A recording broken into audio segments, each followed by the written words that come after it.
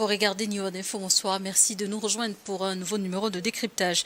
Les 22-23 décembre prochains, Bamako, la capitale du Mali, accueillera la deuxième session du Collège des chefs d'État de l'AES, la Confédération des États du Sahel. Cette rencontre stratégique visera à évaluer les progrès réalisés au cours de la première année, à examiner l'état d'exécution de la feuille de route de l'an 1 et à finaliser l'opérationnalisation institutionnelle de la Confédération. Les échanges porteront également sur les enjeux confédéraux, régionaux et internationaux. Mamadou Diouf, bonsoir et bienvenue.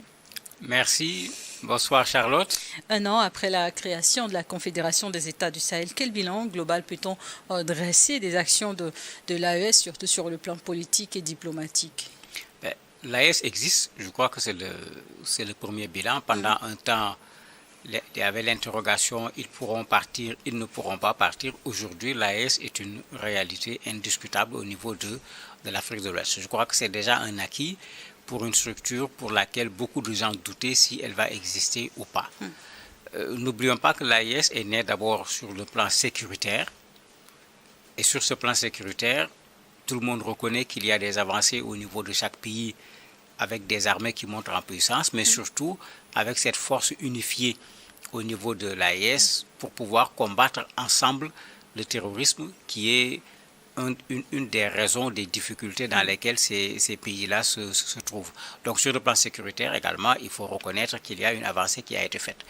On voit des avancées sur le plan économique puisqu'il y a une banque confédérale qui a été mise sur pied, qui va devoir s'occuper des questions de financement à l'intérieur du pays pour éviter le financement étranger, puisque tout le monde sait ce que nous vivons avec les prêts qui nous créent plus de problèmes qu'elles ne nous apportent des solutions. La dette est un véritable problème pour nos pays. S'ils parviennent avec leurs banques à pouvoir financer des activités au niveau de la Confédération, ce sera un pas important sur le plan économique.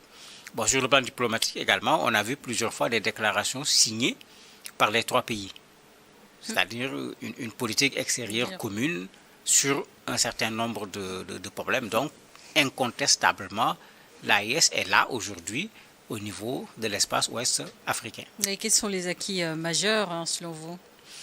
Pour moi, un des acquis les plus importants au niveau de l'AES actuellement, c'est la remise en cause de la forme de coopération qui existait entre les pays africains de façon générale et les pays anciennement colonisateurs ou occidentaux de façon générale. Il est vrai que la question de la souveraineté n'est pas une nouveauté sur le continent africain. Il est vrai que la question du panafricanisme n'est pas une nouveauté sur le continent africain, mais ils l'ont porté à un niveau où je ne crois pas que quelqu'un l'a déjà porté jusqu'à ce jour. Mais ça, il faut le reconnaître, c'est un acquis qui est là, qui est indiscutable. Partout aujourd'hui, on parle de souveraineté sur le continent africain. Partout également, on parle de monnaie, et même si sur ce côté-là, il y a encore beaucoup d'hésitations à tous les niveaux. Mais on en parle également, quitter la monnaie, le franc CFA, etc. Il y a tout un travail qui est là, qui a atteint un niveau qu'il n'avait jamais atteint auparavant. Ce n'est pas la première fois que des débats sont posés sur le fait qu'il fallait quitter le franc CFA, il fallait une monnaie ouest-africaine, il faut une monnaie africaine. Ce ne sont pas des éléments nouveaux, mais ils l'ont mis sur le marché d'une façon qu'on n'a jamais vu quelqu'un d'autre le faire auparavant. Et depuis sa création, l'AES a marqué une rupture notable avec certains partenaires traditionnels, notamment la France. Selon vous, comment cette réorientation diplomatique a-t-elle défini la politique étrangère des États membres? Au niveau de la politique étrangère des États membres, c'est clair que tous les trois pays sont des anciennes colonies de la France.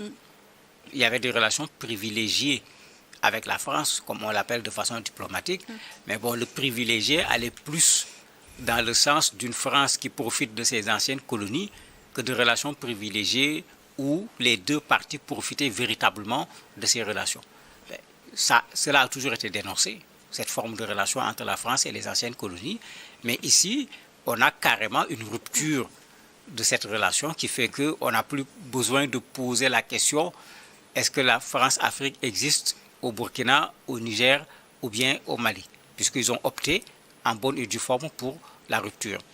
Elle n'est pas seulement sur le plan militaire, parce que c'est la rupture qu'on a le plus vue avec le départ des forces françaises, mais elle l'est également sur le plan économique. N'oublions pas que la compagnie française n'est plus dans ces pays et c'était un marché pas négligeable pour cette compagnie. Donc ce n'est pas une rupture sur le plan militaire seulement, c'est une rupture également sur le plan économique, mais bien sûr une rupture sur le plan politique et diplomatique. Ces pays n'ont pas à s'aligner sur les positions de la France comme la France l'a souvent fait. Je me rappelle quand Mitterrand demandait aux pays africains de défendre à l'époque par rapport à l'hégémonie africaine la spécificité française.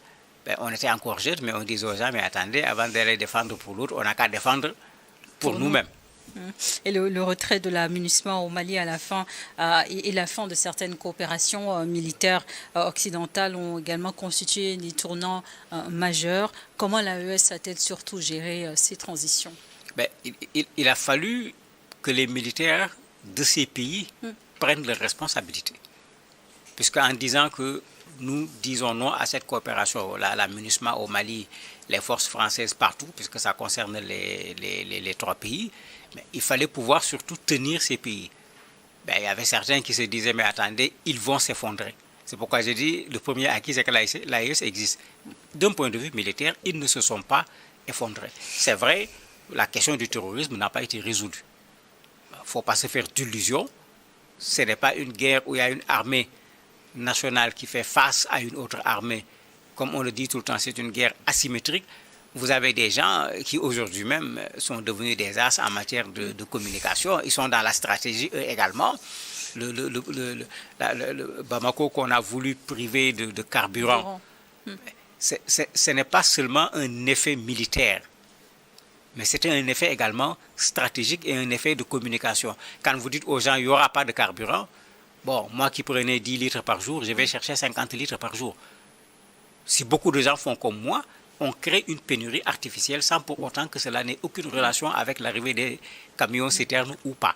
Ben, si en plus on attaque les camions-citernes, vous voyez ce que ça donne comme résultat. Donc l'adversaire est en train de ne pas rester dans sa stratégie habituelle, de changer de stratégie, mais au niveau de l'AES, il faut que la réponse également parte dans ce sens-là, parce que tu as un adversaire qui est en train à la limite de muter. Ben, l'ancien vaccin, si tu l'utilises, il ne donnera pas les mêmes résultats. Il faut pouvoir actualiser le vaccin par rapport aux nouvelles méthodes utilisées par les groupes terroristes. Et la relation avec la CEDEAO a été également fortement marquée par des tensions, notamment après la décision de ces trois pays de se retirer de l'organisation ouest-africaine. Mais où en est aujourd'hui les discussions autour du dialogue régional? Les discussions, à mon avis, ne sont pas suffisamment avancées. Il est vrai que sur la question sécuritaire, de plus en plus, on commence à se rendre compte qu'il y a obligation de coopération entre la CEDEAO et les pays de l'AES. On se rappelle que le président de la Commission était allé à Bamako où il y a eu des négociations sur cette question de sécurité. La dernière fois, le secrétaire général des Nations Unies est revenu là-dessus pour la lutte contre l'insécurité, le terrorisme en particulier. Il va falloir qu'il y ait une coopération entre les entités. Bien sûr, il s'agissait de l'AES et de la CEDEAO. Lors de la dernière rencontre de la CEDEAO a montré sa disposition également à le faire. Mais on est à l'étape des déclarations. Pour moi, ça ne suffit pas parce que pendant que les déclarations sont faites, le terrorisme n'est pas en suspense. Ces gens agissent, ils n'attendent pas les déclarations.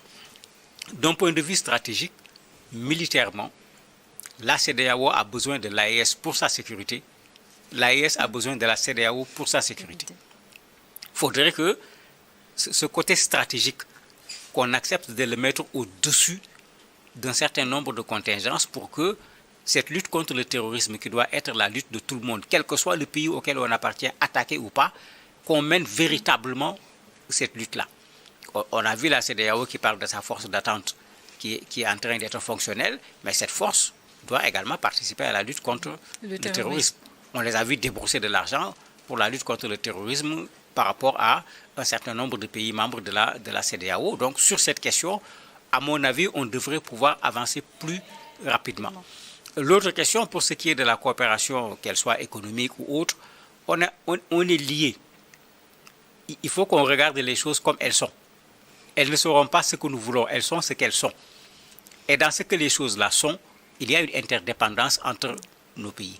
Mais cette complémentarité, il va falloir qu'on l'exploite parce qu'économiquement, nous en avons tous besoin. Je me dis que l'espace CEDEAO est un petit espace sur le plan économique, indiscutablement. Mais si vous le découpez en espace, vous le rendez encore beaucoup plus petit, alors qu'on est plutôt en train de penser à construire l'espace africain sur le plan économique. Et parallèlement à cette rupture, l'AES a renforcé aussi ses partenariats avec de nouveaux acteurs internationaux, notamment la Russie, la Turquie ou encore des pays asiatiques. Mais quels sont les objectifs stratégiques de ces nouvelles alliances?